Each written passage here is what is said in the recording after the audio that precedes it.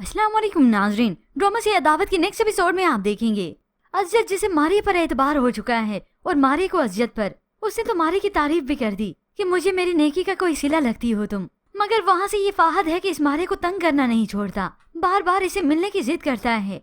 अज़ियत कमरे में आए तो फौरन से मारी मोबाइल छुपा लेती है और यहाँ पर बेबी है जो मारी की जान को आ रही है, क्योंकि इस बेबी को यही तकलीफ होती है कि उसका भाई अपनी बीवी को तवज्जो क्यों देता है, उसे अब अहमियत क्यों देने लगा है।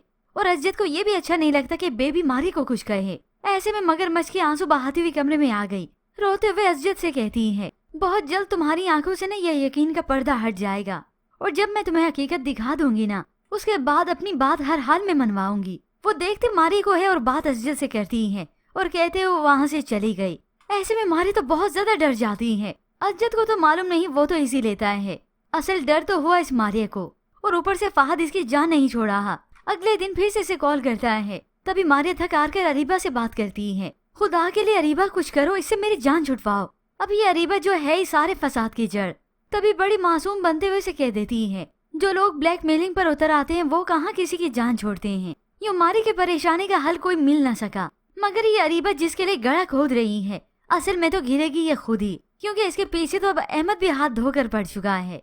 अरीबा जो कि नूर को स्कूल छोड़ने आई तो वहाँ पर उसकी मुलाकात अहमद से होती है। यूँ कहें अहमद जैसे उसका पीछा कर रहा हो तो गलत ना होगा। ये दोनों ठहरे बातें कर ही रहे थे कि बेबी अपने बच्चों को इसी स्कूल से ही पिक करने आती है। तभी इसकी नजर पड़ी इन दोनों पर और ये बेबी तो वैसे भी किसी की दुखती रग पर हाथ रखना अच्छे से जानती है।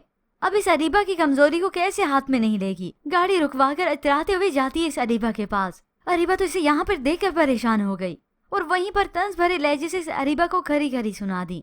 यूं बेबी बाजी किसी बला से कम ना निकली। यूं घर में मारी जो कि परेशान हो रही है इस फाहद की कॉल्स की वजह से। वो बिल्कुल कॉल अटेंड नहीं करती, उससे बात नहीं करना चाहती। तो तभी फाहद अज़ियत की लैंडलाइन के नंबर पर कॉल करता है और पीछे से बेबी बाजी भी अपने बच्चों समेत आ जाती है। मगर यहाँ पर फाहद जो कि फोन पर उसे इंसिस्ट करता है, मारे तुम्हें मुझसे मिलने के लिए आना पड़ेगा। मारी ने तो साफ मना कर दिया। तो फाहद अब उसे धमकी दे ही देता है, अगर तुम मुझसे 1 घंटे के अंदर मिलने ना आई तो मैं तुम्हारे और अपने बारे में अज़ियत को सारा सच बता दूंगा। ये सुनकर तो मारी बहुत ज्यादा परेशान हो गई। तुम अज़ियत को कुछ नहीं बताओगे। तो पीछे से बेबी बाजी ने ये सब कुछ सुन लिया। मारी ने पीछे मुड़कर देखा तो इसी बेबी को ही पाया, जिसके बाद तो वो घबरा जाती है और बेबी बाजी के हाथ तो और भी इसकी कमजोरी लग गई।